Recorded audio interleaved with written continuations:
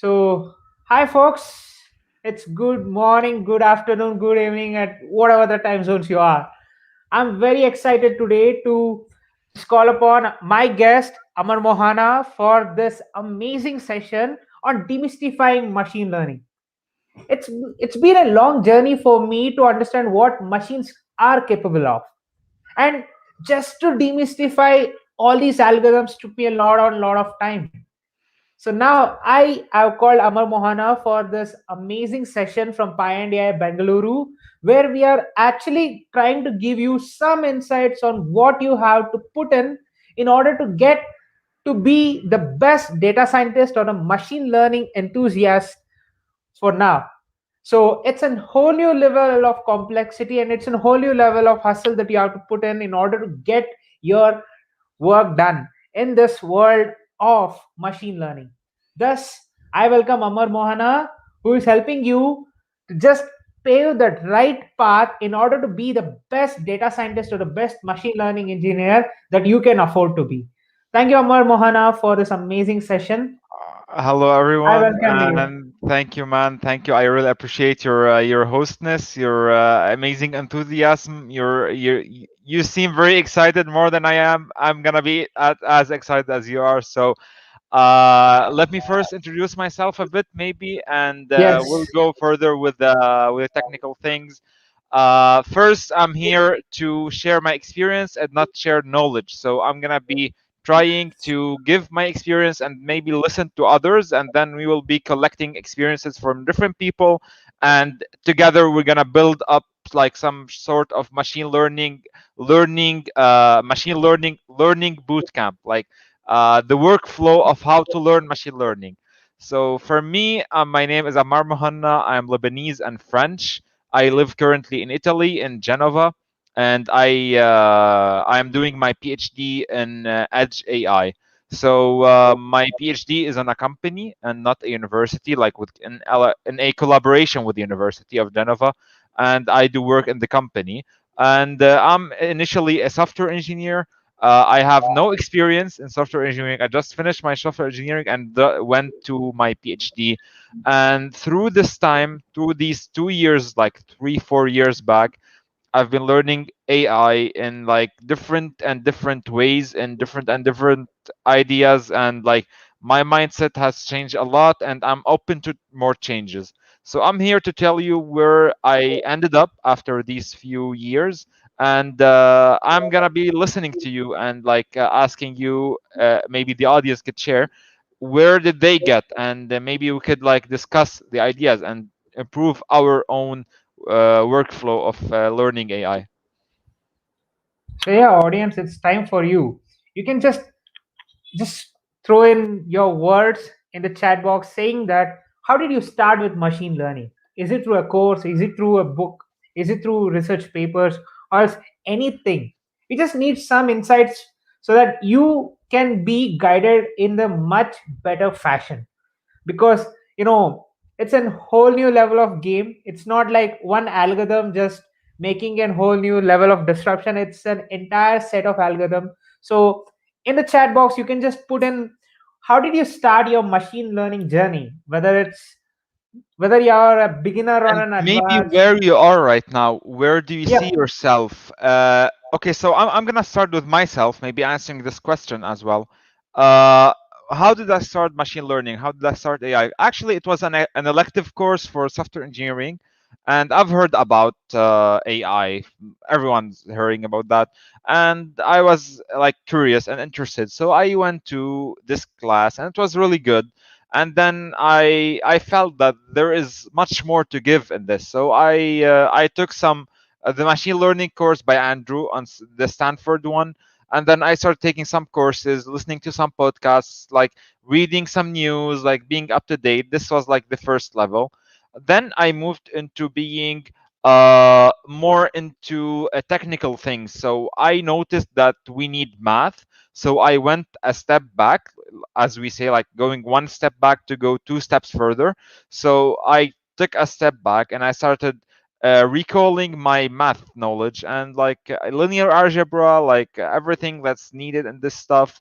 I went back to understand everything, and I as I like heard from podcast people, they always stressed up the need of math and how if you don't understand one part, you're gonna be losing the next part because this type of knowledge and this type of scientific area, the AI is like building blocks, you know. So if you miss one block, you will be able to continue, but like with less certainty and less like understanding of what's going on. For example, let's go and make a suggestion or an example of not knowing what's optimization functions are. So then we will be using them, and you will be trying one of 10 useful optimization algorithm, and one of them will work at the end, but you will not understand what's happening. So in addition to having an unexplainable model, probably if you're using maybe convolutions, you will have an additional factor of not understanding what's happening, which is actually not understanding the math behind optimizations. So this is increasing the level of unexplainability of AI, you know. So then I started taking all the specialization of deep learning AI, which are like actually very helpful. I love them so much. I don't get paid from them. I just love these courses, and I do love that everyone who wanna learn AI go go there, like just explore them and see what's interesting for you. And believe me, if you start with one, you're gonna go further because they are very helpful if you have the time. And please give them their time. Like don't hurry things up and finish a course in a day. A course is 5 weeks, 4 to 5 weeks. So you need to give the week at least 6, 7 hours. Don't just skip stuff. So then I felt that like yeah, I'm getting into a plateau of learning. I've learned AI, the general algorithms. I've learned some math. I've learned some machine learning algorithms, and then I went into deep learning with all of the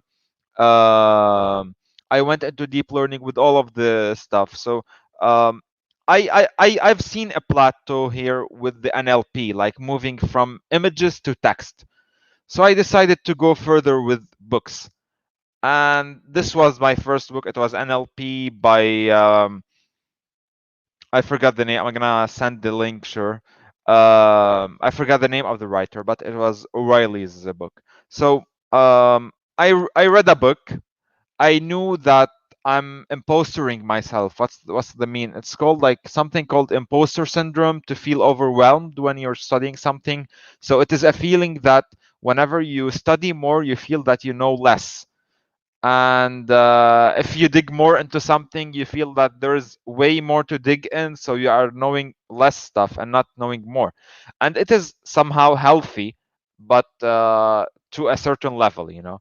So here I decided to start to I found this book that we're gonna talk about today, and I was already in love with TensorFlow. So and this is not biased, and I do recommend everyone to go and search for his type of libraries, and like maybe learn them all. Why not? You know, this is my approach to learn one library really good and use it. But this might be not the best approach, and I'm waiting for comments about that. Maybe someone else had other ideas. So so that's the book. Yeah, it's in front of me. Um, you're muted, man.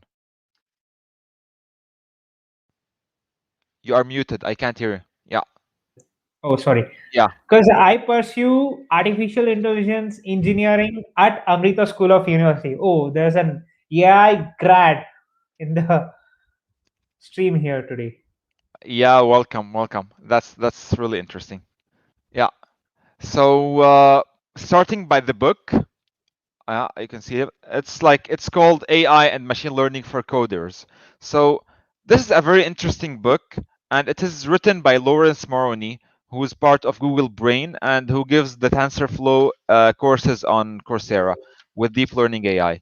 So Yeah, it is a really interesting book for coders, which means that this is gonna for me. I know everything in the book already before reading it, but this is like a written reference for me.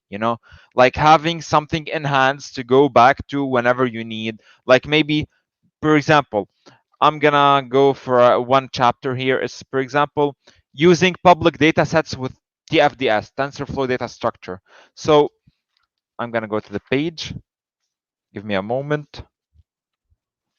Okay, so if I want to use TensorFlow datasets, I'm gonna be wondering and going back to like some online repositories and maybe going to the TensorFlow documentation. But like it is really cool to have it in hands, like just detailed and with every possible option that is there, and this is what I like about this book. It is divided into two main parts: building the model and deploying the model. And this is something you can see previously, like building and using the models. So this is something you can see with the TensorFlow certificates from deep learning AI. So they first made a specialization called TensorFlow in practice, and then they changed its name into TensorFlow Advanced Techniques.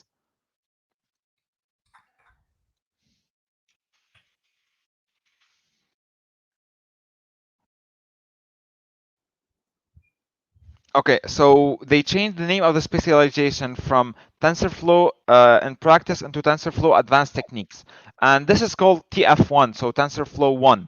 And then they moved on into another specialization called Data and Deployment Specialization, and this is a really hard one, but it is very useful. So the hard part was there into okay, so let's think about how we could make the model and what are our options in making a model. And then we have another thing there: we need to infer and we need to use the model. So deploying the model was the job of the second TensorFlow specialization.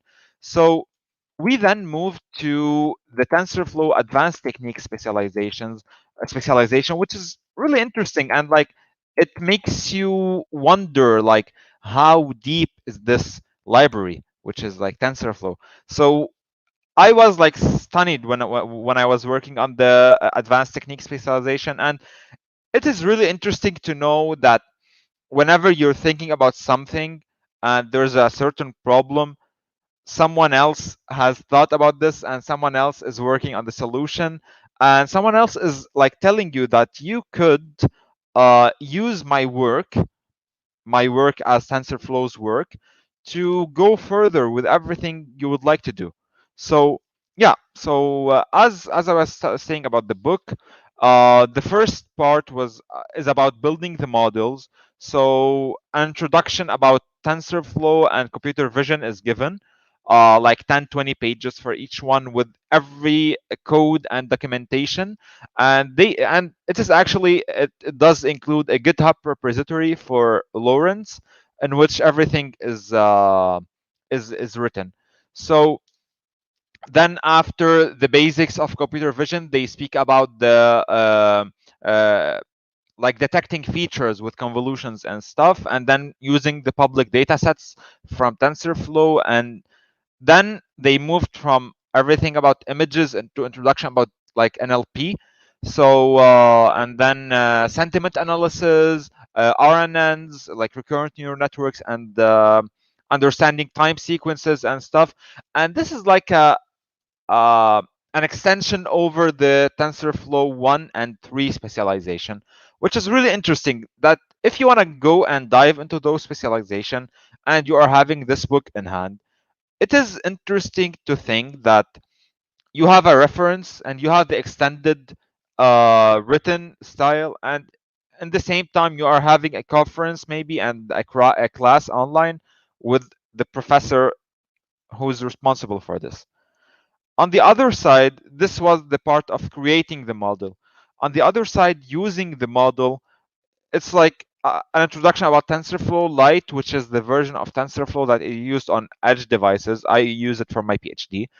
And on Android apps, on iOS apps, TensorFlow JS for the browser.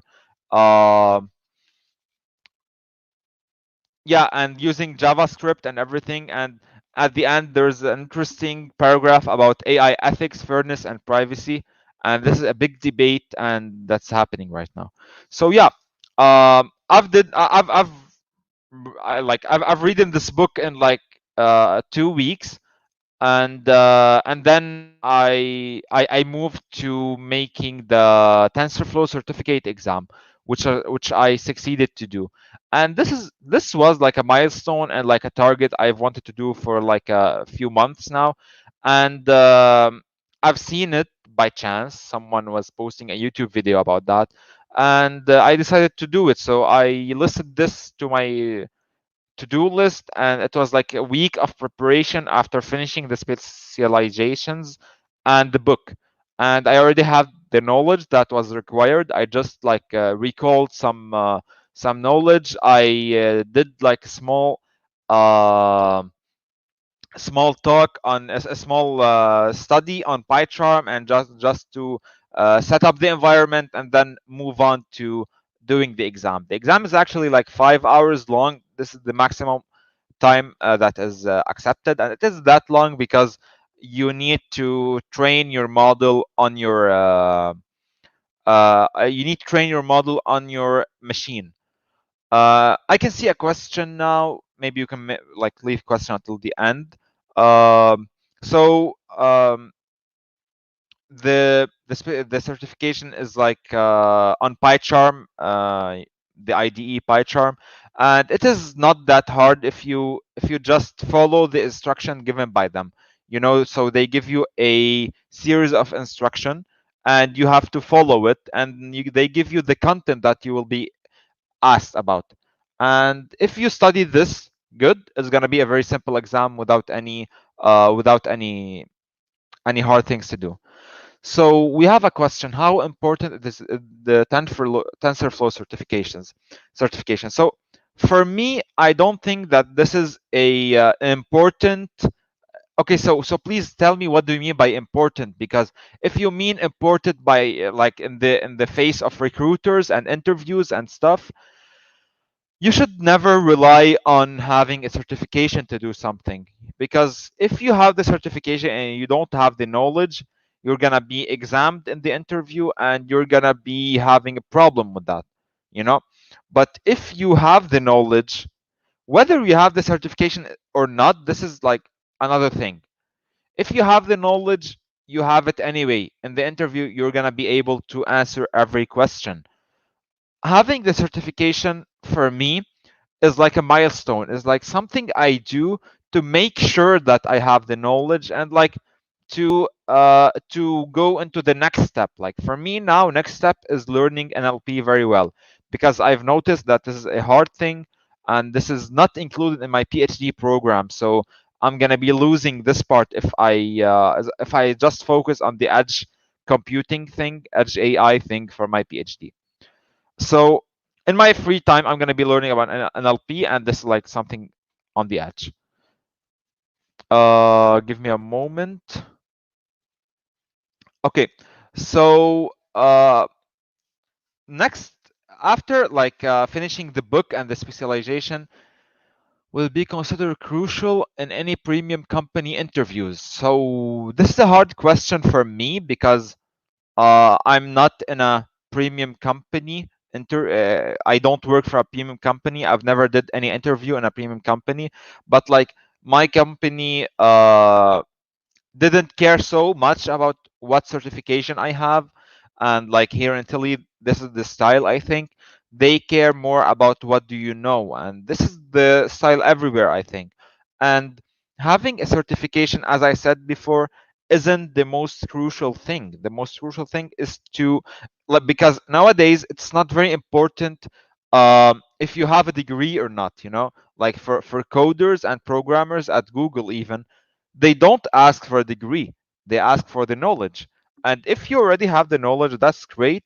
If you can like for example identify your knowledge and write it in a paper in a form of certification, that's even greater, you know. So that's that's like my idea. So yeah.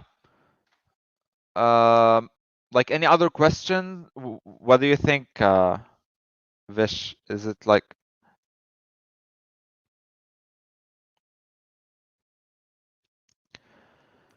You can continue with your insights. You don't have to wait for any questions. If the question comes, we'll take it at the end. If possible, you just say the question. I'll put the StreamYard's overlay pop-up? on it, Yeah. so that you will be answering it, and also audience will also get to know what might be the questions that you will be answering, that you Okay. are answering now. So Okay. that's it. Yeah, Fine. that's fine.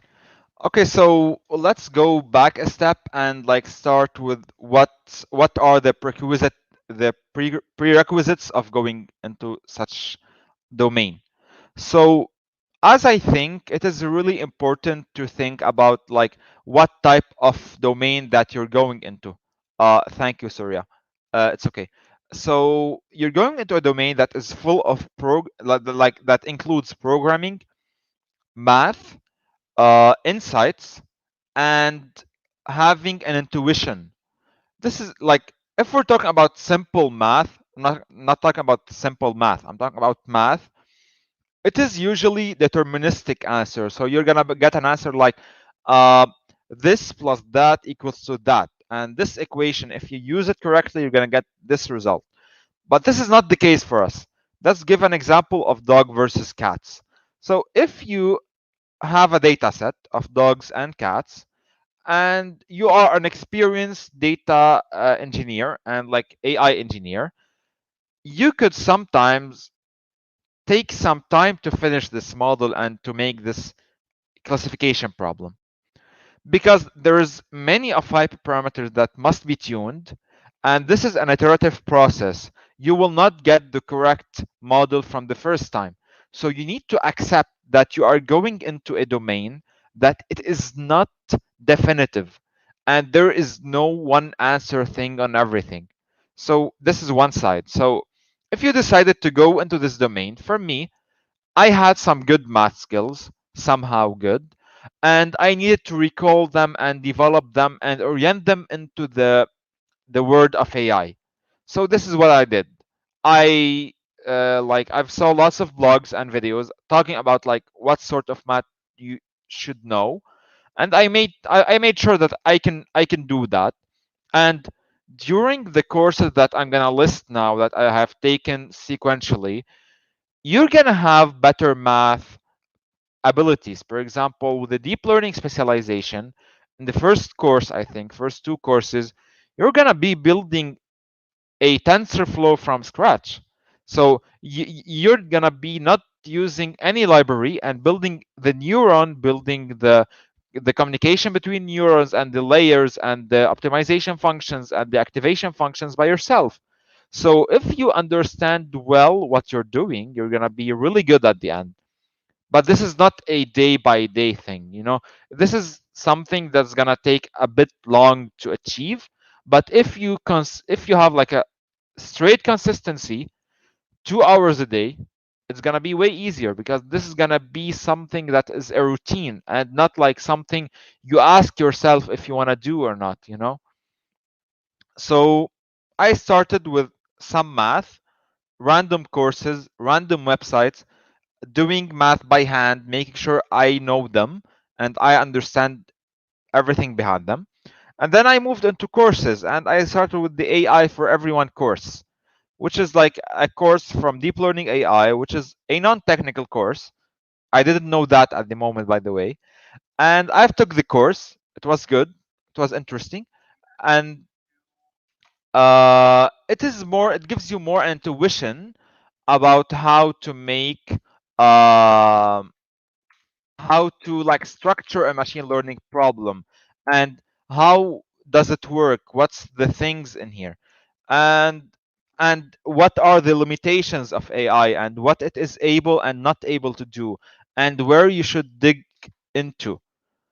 um this thing was more introduction to AI, and then I moved into machine learning course by Andrew and G on Coursera, and this is a well-known course. I think most of you actually already did it. And then um, it was an 11 weeks course that uses Octave to program. So you're going to be implementing AI and deep learning and neurons with Octave, which is like, I don't recommend it so much if you don't already know Octave. You could skip the assignments and like go for another courses to take the assignments, and then you could, like, if you're not willing to take the assignments, as I think you should not, like, if you want, that's okay, but like it will be a bit of a waste of time. So then I moved to the deep learning specialization by Coursera, which is a 4 courses specialization. So let me go there and make sure about the courses. Yeah. So the first course is neural networks and deep learning. You're gonna be implementing this from scratch. You're gonna just use NumPy. I think it's not gonna be like using big libraries. I think Amar, it would be better if you can even show with sharing your screen Yeah, and sure, giving them that insights of what you are talking about.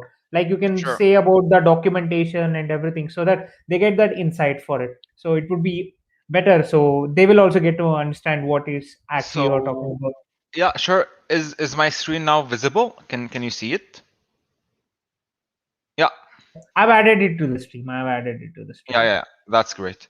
So, this is okay. So just that you understand what's my Chrome style, it's really, I think it's interesting. It's interesting for me. I'm not sure if it's interesting for everyone. So I have like some tabs that are always pinned, like Web, WhatsApp, Gmail, LinkedIn, Google Drive, and OneDrive. I have some groups of things. I'm writing a paper right now, and that's confidential, by the way. I can't show that. And I have the Coursera stuff that I'm working on now. This is a course that is being prepared. I can show you that as well. So I'm gonna start with this specialized, and I have those stuff. So I have like TensorFlow one that I'm gonna talk about later, and the deep learning specialization that we are in right now. And this specialization is by deep learning AI, as you can see. It is Andrew, the instructor, Andrew NG, and it has 5 courses. The first one is neural networks and deep learning, which is something really interesting, and you're going to be building models from scratch. Then this is a really interesting course that I go back to very often. It's called Improving Deep Neural Networks, Hyperparameters Tuning, Regularization, and Optimization. And this is something I use so much, and every AI engineer use. Um, Practical aspect of deep learning is going to show you what are the problems that encounters anyone, and then optimization algorithms, hyperparameters tuning, and batch normalization. So when you finish those 2 courses, you're going to go into a bit of a scope, a course, which is structuring machine learning projects. You're going to have an insight about that, and then you're going to learn about convolutions. What are convolutions? Why are they helpful? Sequence models, and that's the specialization. Each course of these is a 4-week thing, I think, 3 to 4 weeks. For example, this first one is 4 weeks. And then you're gonna move on to the TF1 specialization. So TF1 TensorFlow certificate, and this is the first recommended thing, the recommended specialization if you are willing to take the TensorFlow certificate. So this is the TensorFlow certificate website. Here you can see the resources on the resources library. I think TensorFlow certificate program here, and you could read about it and then move to explore maybe the network. I'm there now. I'm gonna search for myself maybe, and that's uh, okay. So it will show you that in the whole world there is only 1,800 people who has it. So it would be like maybe somehow special to have it yourself. That's me in Italy. So you can zoom in and see the location.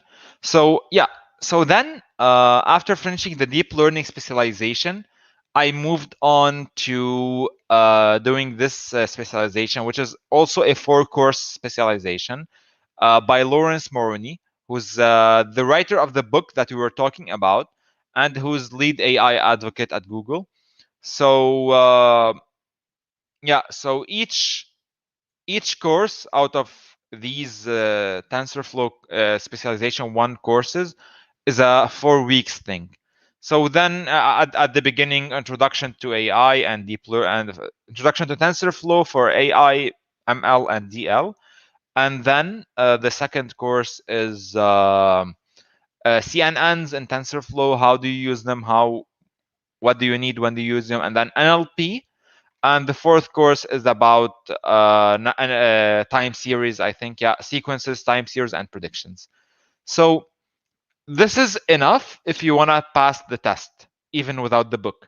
But I think that you should not see the test as the goal because it is a milestone and not a goal. So then I moved into the TF2, which is, let me Google it, the data and deployment specialization. Yeah, so this is also by Lawrence, and this is a 4 courses thing. Oh, we can see here the course. Yeah, this is the specialization.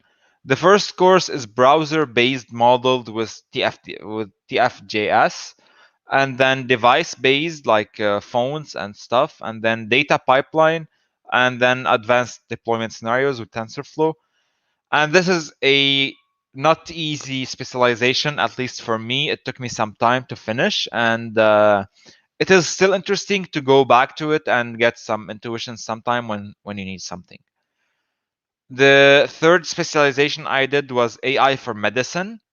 So the first course of it is AI for medical diagnosis. It is a course given by Pranav. I think his name was Pranav. I'm not sure. Yeah, course info.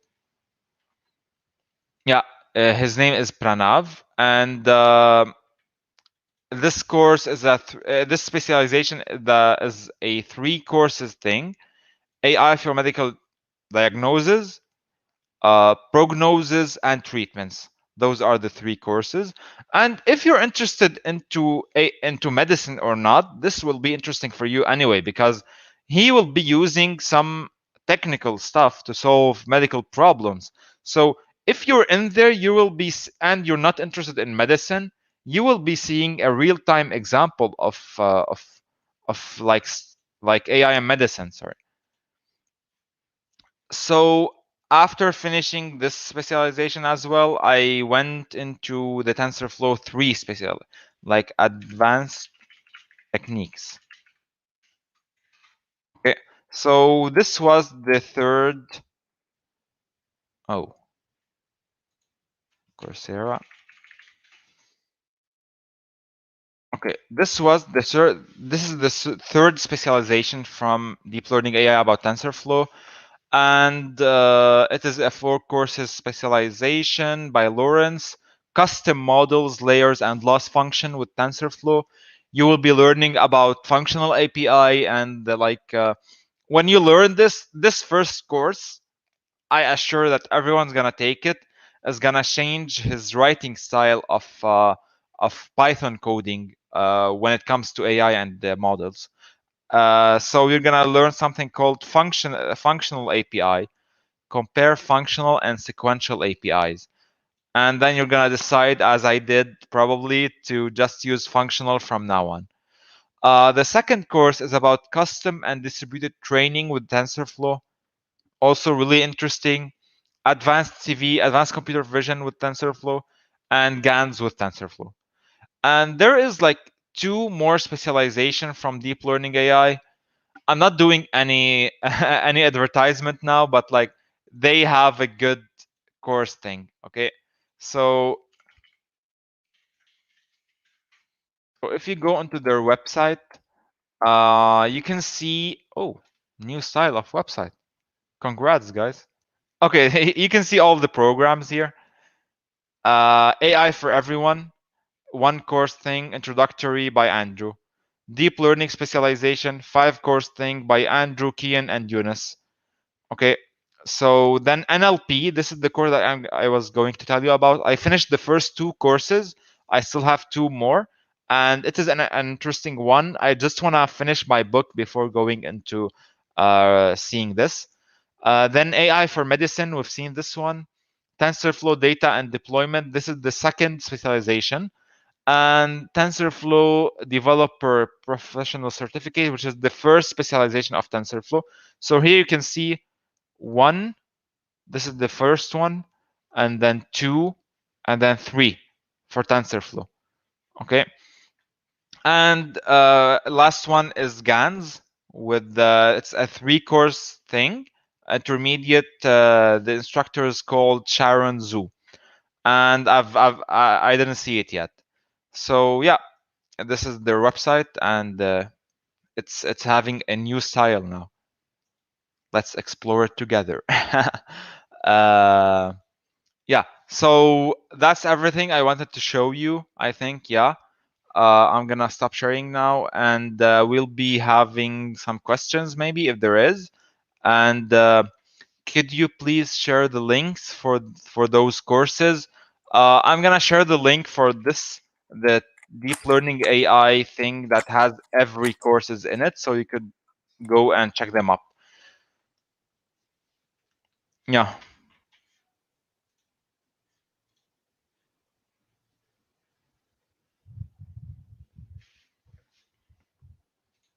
Yeah, so Vish, do you have like something we should do now? What do you think? Yeah, there are two questions now, so I think probably you can answer that. Uh, Hi, what is the best approach for building up? Yep. Hi, what is the best way to approach in building up a project for my portfolio? Okay, so this is a vague question, and like it needs lots of discussion, but we can think about like a simple approach to answer this question. So it's gonna be building up a project. What do you mean by project? This is a first example. So this is the first question. So if you mean that you are willing to make GitHub projects or Kaggle projects or wherever, this is okay, so if you wanna answer a straight answer, go find some data sets, play with them, explore the data sets, make solutions, maybe improve existing solutions, improve existing architectures. Just play with them, have fun with them.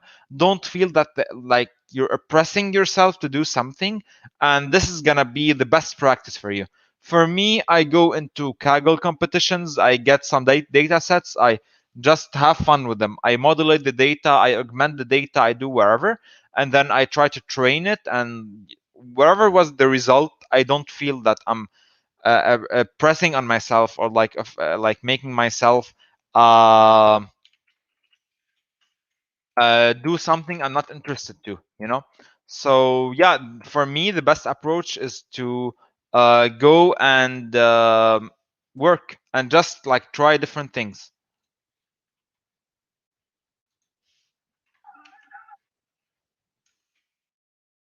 Yes, and the next question was to start the project, try everything out, see what sticks to get through with the concepts, theory, then start with the project. Which is the best way? He's asked a Okay. very long question, by the way. Okay, it's fine. So to start a project, you need to identify your goal. So why am I starting this project? Is it because I want to make money, or is it because I'm just interested in in extending my knowledge set? So this is two different stuff. So I think who's for me, I don't think about making money yet because I'm still learning and I need to explore and know more to be able to earn money the way I wanna do it later. So I don't want to stick into a developer's position for 10 years and then figure out that I'm working the same shit for like 10 years. I want to learn and I want to be in a continuous learning place. So to be able to go there, to go to such places, you need to have some credentials. So to have these credentials, it is a research spirit. So you need to have the ability to think and feel that you are always in a research state, that you are looking for something and some knowledge that it isn't there, Yeah, I think that's the best way. Just keep in mind that you are searching for something. It doesn't mean what's like, okay, so this is my case. Okay, it doesn't need to be for everyone's, but yeah, searching for something and willing to go further with every possible situation. Yeah. What are some good resources for learning optimization? Okay, multivariate calculus and linear algebra. That's a hard question, and it depends on how you do like to learn them. For me, I like to have old books from the library, put them in on my desk, and like start scrolling, and that like start seeing the pages and reading, and going into every concept in detail. And this is my way, but this isn't everyone's way. So some good resources, I can suggest this. It depends on how you like to study that, because for example, if you like courses, I didn't do any course with math online. Yeah, adding to that question, I say don't just look for the resources. Try creating some. Like you just see the documentation and you have that brief understanding of what this concept is. Now just give it a step by step approach of understanding your way of understanding that aspect of mathematics. It need not have to be from a complex resource. It can be from very minute examples that you're giving to yourself. Like, let me just say a tensor calculus or tensor variable, anything, tensor algebra, anything. Just start with that one basic step, then go with a step by step approach of getting deeper and deeper, so that you get that absolute broad view of what this can do to your problem statement. I'll give you a brief example. TensorFlow is very vast. You can't really read the documentation in your lifetime. It's because it's the lifetime work of hundreds of developers. So now what you require is supposed to be your first question, and how much is your requirement? That should be your question, and how much to give to the world. Of course, Amar Mohana is writing this paper now. He should be clear that he should be writing only this much of paper. He can't present a book in front of those presenters, right? He has to Exactly. It's present the paper. okay. Just to tell you something, I am struggling to get to 3 pages. 3 pages. I'm Yeah. struggling to finish them. And this is taking so much time to write 3 pages. So yeah, I can write a book. I'm very far away from writing the book. Yeah, but like, it takes a lot and lot of efforts to just consolidate what you require. So first and foremost, try to consolidate what you really require for development. Let me just say GANs. There was something called as Jensen-Shannon's inequality before, but now it's a whole new different approach. You don't need inequalities, you just need to call some APIs now. Of course, transfer learning was a big deal out of there, but Inception version 3 is here, so you just call one API and everything is done. So make sure that you are clear with what your resources are and what your requirements are. It need not have to be anything. I think Amar Mohana, I think I'll ask some questions now, so that it was all my personal questions that I had for you. So it would be better if you can answer them in a very broad fashion. Don't worry about the time. We actually asked for a slot which was 1.5 hours, right? So it would be better if you can answer most of the questions that I'll be asking to you now, so that it gives them a proper insight about what to approach and what should be Yeah, our but approach but in but order to get. always keep in mind that I'm still learning, and I'm not like I don't call myself an expert. I'm still in the learning process. Yep. So Yep. we are sharing ideas, and I'm not telling anyone what's the right thing. Maybe after this webinar, someone's gonna go to my LinkedIn. Everyone's welcome, and tell me that you said this thing and and I have like a better solution, I would be completely open to this. Okay, Yep, I'm not telling anyone what to do. I'm giving like what I think is better, and yeah. sure. Let's just start with the questions then. Amar Mohan, I just wanted to ask you this one question. How much was that effectiveness that you found when you were learning for TensorFlow certification than just normally doing the courses? Like I'm asking you a question, how Okay, much was yeah. Okay, it so effective? I'll that's complete it. the difference between studying for an exam when you're in the university and studying usually. So for me, there's a double feeling here. From one side, you need to study well because you have an exam that you paid for and you need to succeed in it. From the other side, when I study without an exam, I will be studying for my own knowledge set to develop it. So both sides, whether there's an exam or not, for me it's the same because I have a motive here to learn and focus on, and I have another one on the other side. So I'm gonna repeat it again. If I have an exam, I'm gonna be focusing because I have an exam that I paid for. If I don't have an exam, if I'm learning for myself, I have the courage of saying that, yeah, I'm learning for myself, so I need to focus. So no one's forcing me to learn. Otherwise, I'm gonna be like stopping every course and then like going out and like doing whatever stuff, you know? So for me, it doesn't make so much difference if I'm working for the certification or not. I can tell you that the difference comes within the feeling of achievement when you submit your exam, that you can see that you have finished something. This is the difference, and I think for me it is worth $100 pay Yeah. of the exam.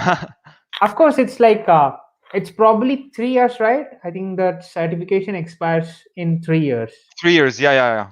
Yeah, the even though it's for 3 years, it's a valid certification. In future, if you want to write your own frameworks, you can really write that. With that and certification, yeah, and one more point here. I said before that this is like not the most important thing on your CV or in the interview process, but it is a starting point. So like when someone enters your profile, yes. he can see, like for example, I shared my profile and I have put in the TensorFlow certificate logo on the top of the profile because whenever someone comes in and he's into this domain, he will know on what level I am and where am I in my learning process.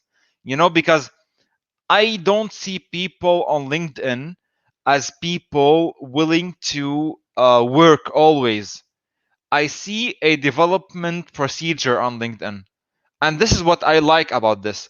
I try to make my audience and my connections as cooperative and as helping as possible, because if it's only a website for jobs and like they post jobs and you admit and like you do interviews, that would be very boring and I won't be using it.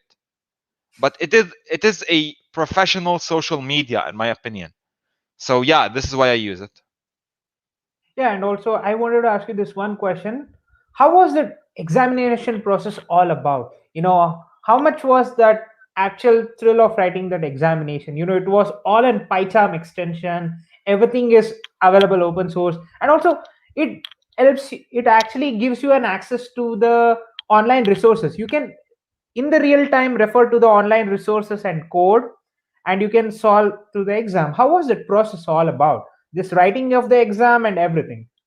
Okay, so first of all, I installed PyCharm, and in the exam itself, I was like ready for it. I had in mind that this day I'm gonna be working on this exam only, and when you install PyCharm, they will give you procedure to follow. Try some things to make sure that you install TensorFlow, NumPy, Matplotlib, and some other libraries, Pillow or something, and then they will give you an instruction book. It's called the candidate's handbook to know what to study before the exam. And uh, just a notice: once you submit, once you click the start button, you cannot get your money back in any way. They clear this. This is a statement mentioned like a few times. And then uh, Yeah, you can share your screen. You can share your screen. no, no, it is like just a delivery man telling me that he's gonna come in like 30 minutes to my house. Yeah, yeah, fine, fine. Okay. I think in another 20 minutes I'll be Yeah, freeing you up. Yeah, it's sure. okay, no worries. So he so okay, so about the environment, I didn't use online stuff. I didn't use like lots of help from online. I had the book in my hands only, and I have a Kindle, so it's easier. So I used the book a bit, just for some syntax, but like mainly I just did the coding. In some sections you just need to fill, in some sections you need to write codes, and yeah, it isn't very hard when it comes to finishing all the prerequisites. And I would recommend a YouTube channel where he discussed everything about the exam and how he passed it. I just forgot the name of the guy. So yeah, what's Yeah, next question? yeah, I Okay, think, his name is Daniel Brook. I'm gonna okay, send him Daniel Brooks, you're sending it. on Sure, YouTube. Yeah, yours, sure. His name is Daniel Burke, and I'll be Brook. Yeah, putting this link in the description, everything regarding the courses, regarding everything. So, guys, stay tuned. And also, I've asked Amar Mohana for two podcasts, one as a PhD candidate, one as a technical person. So, I'll be taking two podcasts with him. So, stay tuned in my channel. I'll be giving you guys everything. And also, in future, we are conducting a meetup from PyData Bioinformatics Bangalore chapter, which he will be taking on edge computing. I think probably we will be coming out with the slots, we'll coming up with everything. It's on 20th, right? yeah, 20th of March. 20th. Yeah, 20th of March, we'll be conducting a workshop, actually a webinar on edge computing with Amar Mohana. So stay tuned for that. This is the registration link. It's on the screen. So yeah, let's just jump on to the questions. I think probably three more questions and we'll yeah, yeah. just No discuss. problem. Take your time. Yeah, and I just wanted to ask you this one question. How have you seen this improvement of TensorFlow over the years? We have seen TensorFlow 1.1.0, 1.15, and now when the version was 2, beta version had a different code base, 2.2 had a different code base, and 2.34, I think now it's trending. I'm sorry for that. I'm not behind the trend, but It's I okay. It's just go it's behind. 2.41 now. Yeah, oh, it's 2.4.1. Yeah. Yep. It's a whole new level of difference because when you're coding in 2.2, it's a different story. When you're coding in 2.4.1, it's a different story because it didn't show that compatibility at all. Some code were not compatible at all. And if Keras wrappers were also not that feasible there, how did you keep up with the change when of course the Okay. examination was long. Of course the preparation for the examination was long, but the versions kept on changing. How did you keep track of the versions?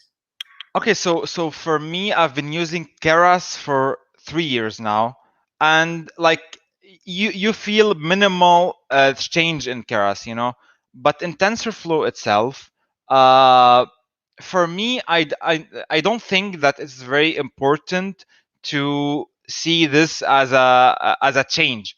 You just feel that this is the improvement and let me say it that way.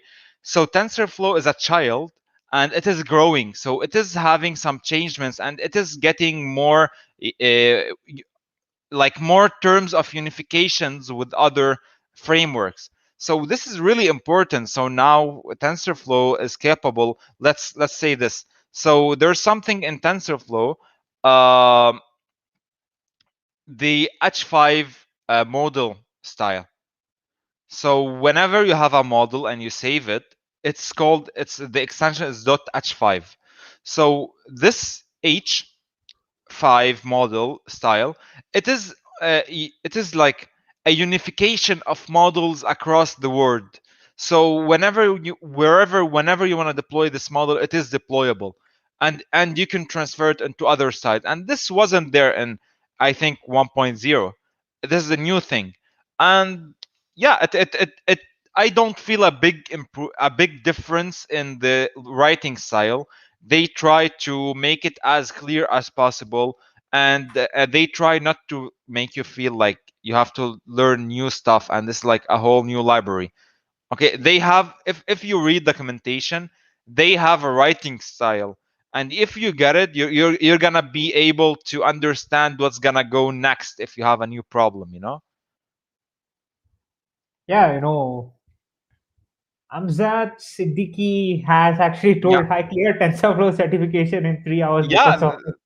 This is true because like for me, I finished it 2 hour 10 minutes because I have a GPU, so it's gonna be very fast for training. Uh, so it took me just few seconds for each model to train, and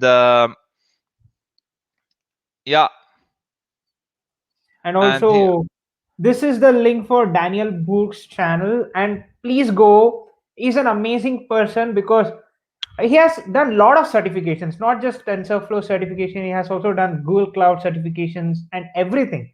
So just follow him if you want to be certified and want to be a good developer. I just want about Mohana. I just wanted to ask you this one question: how are those yeah. data set given to you? Like, was it just a public data set, or Okay. else were APIs thrown to you as a So so problem so statement? so I think this is a bit confidential, but I'm gonna tell you what was written in the documents that you can access to now. You're gonna get data sets, and you don't need to worry about the import and the export style. Just have a stable internet connection, and that's everything you need. You don't need to worry about that. Yeah, and also Yeah. Surya is asking this: is PyTorch better or Whoa. Surya TensorFlow? Surya is a bit excited here. So yeah, actually, I I don't feel that I'm in a place that is that makes me judge a library over the other. I just like TensorFlow, and there's lots of resources, the biggest share of use in the world, and this interests me the most. And yeah, like PyTorch could be better, but I'm interested in TensorFlow because I like it. That's it. And also, he's asking how different is PyTorch from TensorFlow? Not very, but when you're used to one, from my, like, this is my personal style. This is me. When I'm used to something, I like to stick to it. I don't like to have like much changes because I will be, if I know both, maybe I will be confusing them and using one instead of the other in the wrong place. But yeah, maybe, who knows? I might be learning PyTorch later. But it is like a programming language. If you know one, you know all of them. You just need to tweak some stuff, and that's it. You know, because I'm learning AI and I'm not learning libraries, I'm gonna be sticking to one library now. Yeah, Amar Mohana, thank you for such an amazing session.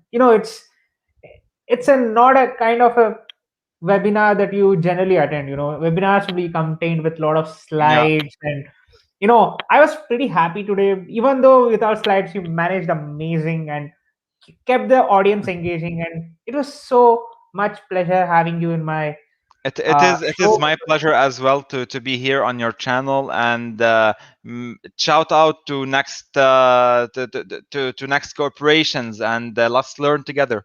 Never stop learning, guys. Yeah. Yep. Thank you so much, Amar Mohana. It is my pleasure. Please take care, everyone, and stay safe. Yes. Bye bye, folks. And broadcast.